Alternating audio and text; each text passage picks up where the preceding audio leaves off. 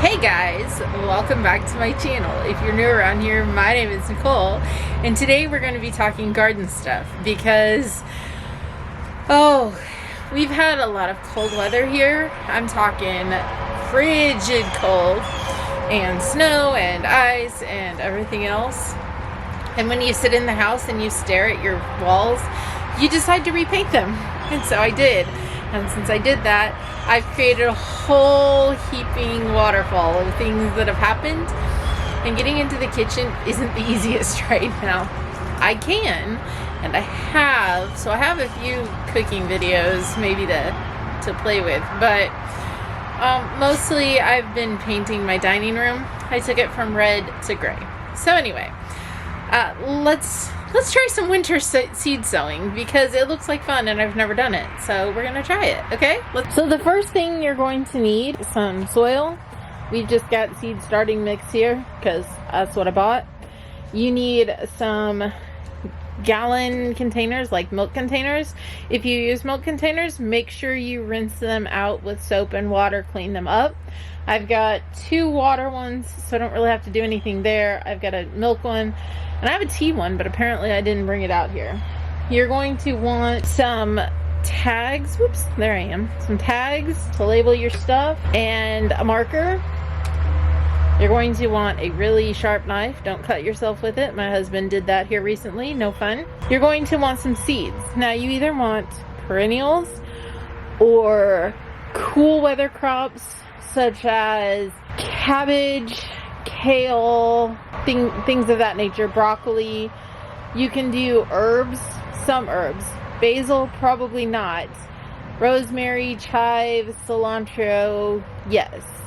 And then you're also going to want some water and some tape. Now the other thing you'd want, which I didn't grab and, well, I don't plan on grabbing, is a tub to mix your soil in so that you can go ahead and water it down. I'm not gonna do that. I'm gonna be a rebel. My daughter accidentally poked holes in my bag, so I have to be careful with my soil. So the first thing you want to do is you're going to remove the lids. You don't need them.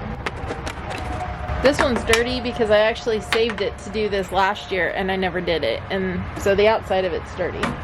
Okay, so you're not going to completely cut it in half, but you do want to cut it in half. So you're going to take it to like here and you're going to make a hinge. So we have this hinge. Alright, the next thing we're going to do is if you did this correctly, you would mix your soil with your water. We're gonna be rebels today, and we're just gonna put our soil directly into our container since I simply forgot to finish my train of thought. I'm gonna make my soil wet this way.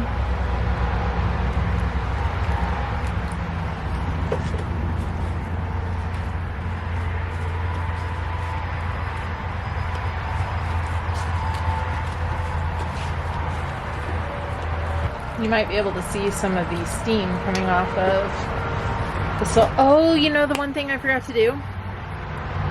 Poke holes in the bottom of this. Oops. So we need to come in here and poke holes in the bottom. Because you need drainage holes. Okay. Got my drainage holes now. Got my moist soil. We're going to label our deal here in two ways. Because I know it's a garden marker, so it's not supposed to go away, you know, between all the different elements, but just in case, we're going to put a label on the inside and one on the outside. So the thing I like to do is the Rudbeckia or a black-eyed Susan. I also like to put the brand that it is, which this one is Burpee Seed, and then I like to date them. We're gonna stick that in there. Now, they are a perennial, so this is a good one to start. And the package will tell you how deep to make them. They're supposed to plant these 1/4 of an inch. So what I'm going to do, the seeds are fairly small, and there's a lot of room in here, so we're going to pack them in pretty good. Sprinkle them around. And then I'm just gonna come in with a little bit of topsoil.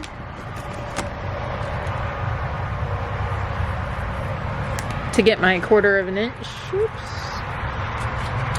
That's not cool. I got some soil on my camera lens cover. Not good. Pack that down, and then so we'll pump it up. We're going to water these seeds in.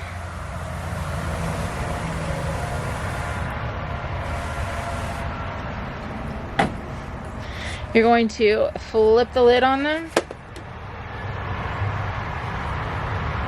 Take some duct tape. Mine's actually T-Rex tape, not duct tape. See that? How dare me? Okay. It's what I had.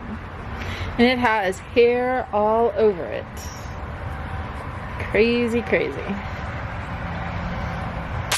Okay. So we're going to come in. We're going to tape it shut.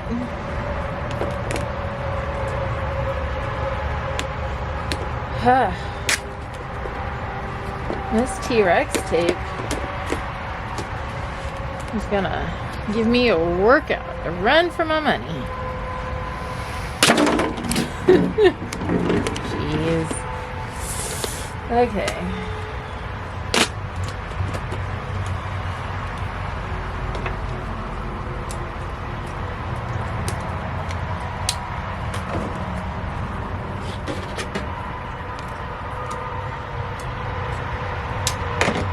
Okay.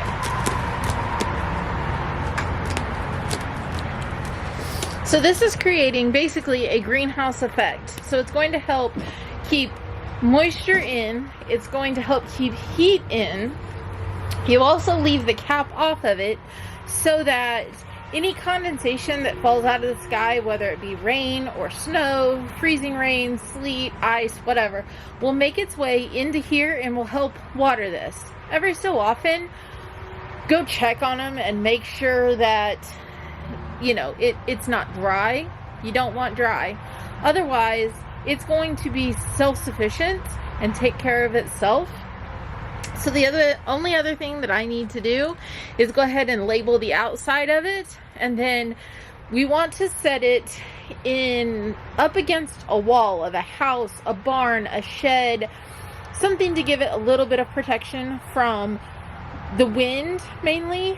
The other thing you want to do is you want to put it in full light.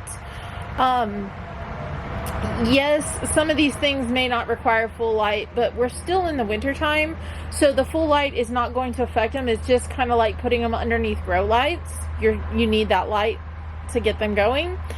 And then come later in the spring when it starts getting hot, we're going to take the tape off and we're going to just flip that top up, and it'll go ahead and it will let them grow. So let's get the others planted and move on.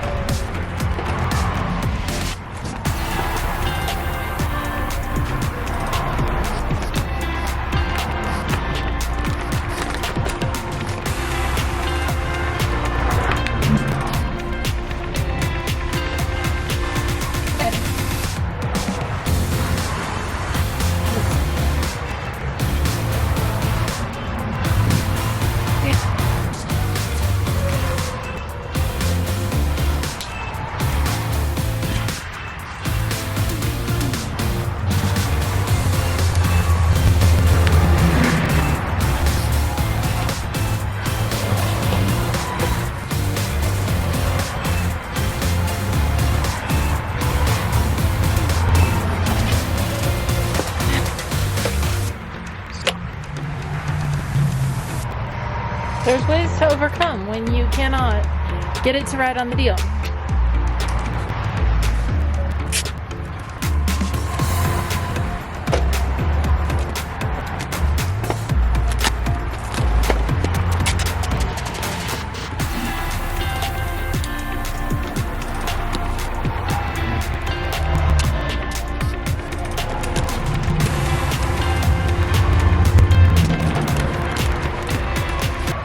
Now I'm ready to go move these to my location, which I haven't figured out exactly where I'm going to put them yet.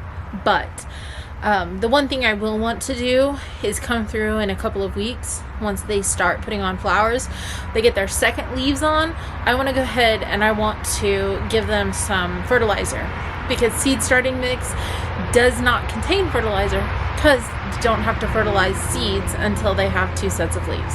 So anyway, I will hopefully keep you updated, if nothing else, during a garden tour, and let's see if this works, because I've never done it before. Okay, talk to you later. Bye!